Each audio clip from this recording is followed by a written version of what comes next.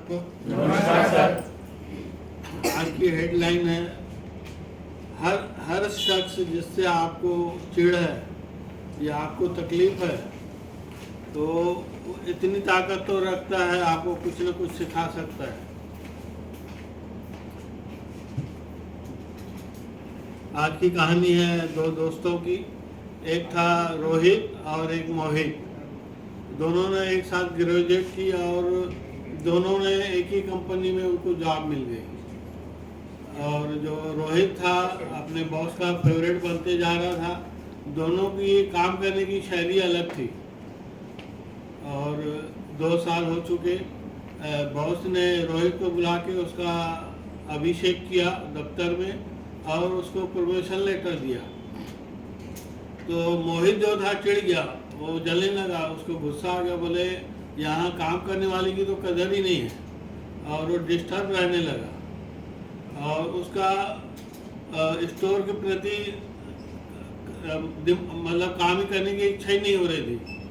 और कुछ दिन करने के बाद उसने डिसाइड किया कि मैं रिजाइन लेटर दूंगा, यहाँ मेरी वैल्यू नहीं है करके। वो रिजाइन लेटर लेके बॉस के यहाँ पहुँचा। बॉस से कहा कि सर मैं कंपनी छोड़ रहा हूँ और यहाँ मेरे को लगता है कि काम करने वाले की कदर नहीं है। यहाँ जो फेवरेट है उस पर ध्यान दिया जाता है। तो बॉस समझ गया कि क्या कहानी है। उसको मालूम था कि मोहित एक ईमानदार और मेहनती लड़का है।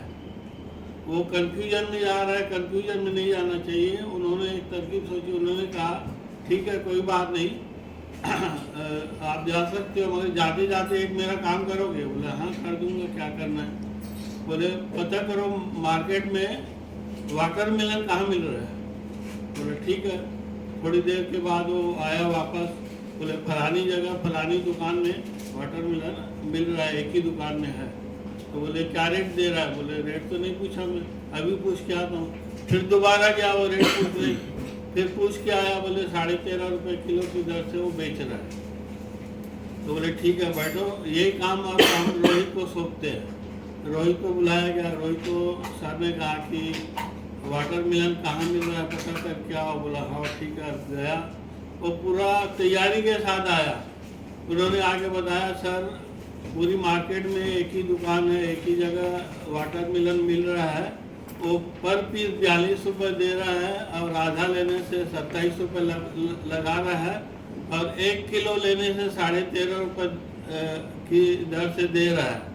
और वो उसके यहाँ वाटरमेलन उम्दा क्वालिटी के हैं और उनसे मैंने बात की है।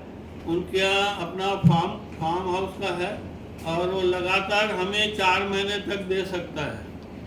पर 100 पर वीक दे सकता है वो हमें। और मेरे को लगता है कि ये डील हमको करनी चाहिए। उनसे मैंने बात भी कर ली है। वो 38 रुपये पर पीस हमको देगा और कई ऐसे तरबूज 7-7 किलो वाले भी हैं।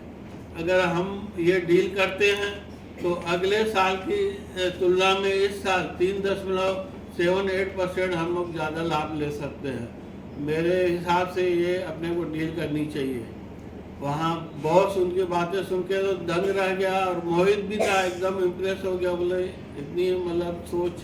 और उसने डिसाइड किया कि अभी मैं यहीं रहूँगा और रोहित से कुछ न कुछ सीखूँगा और वो वहीं काम करने लगा। आप लोग और हम लोग भी यही सोचते हैं, लोगों से चिढ़ते हैं, लोगों से जलते हैं। हम लोग ये नहीं सोचते कि वो आगे कैसे बढ़ रहा है, क्या कर रहा है। ये हम लोग रियलाइज नहीं करते हैं कि वो क्या कर रहा है, कैसे कर रहा है। और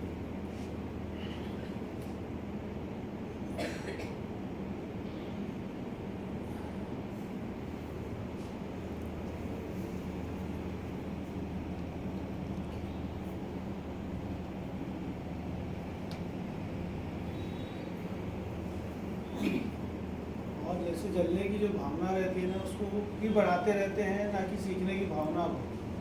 इसलिए आदमी हमेशा पीछे जाता है। अगर सीखने की भावना हम अपने अंदर कंटिन्यू रखेंगे कि हमको सिर्फ आगे जो बढ़ रहा है उसको फॉलो करना स्टार्ट कर देंगे ना हम, तो हम हमेशा निरंतर आगे बढ़ते अपने आप को देखते रहेंगे। आदमी क्या करता है कि जो आगे बढ़ रहा है उससे सीखने की बजाय उससे जलने लगता है, और वो जलने की वजह से वो अपने आप को जला लेता है, दूसरे को नहीं जला पाता। तो हमेशा हमको जो है ना सोच ऐसी रखें और ऐसे काम करें कि हम हमेशा निरंतर कैसे आगे बढ़ें, और जो बढ़ रहे हैं आगे उनको हमेशा फॉलो करते रहें और उनसे कुछ ना कुछ सीखते रहें आप, तब जाके आप अपनी उस जगह पे खड़े होंगे कि आज जिसको आप देख रहे हो कि वो एक काबिल इंसान बन चुका है। हमको जलना नहीं, हमको बराबरी करने के लिए उसे कुछ सीखना है ताकि हम भी आगे बढ़ सकें।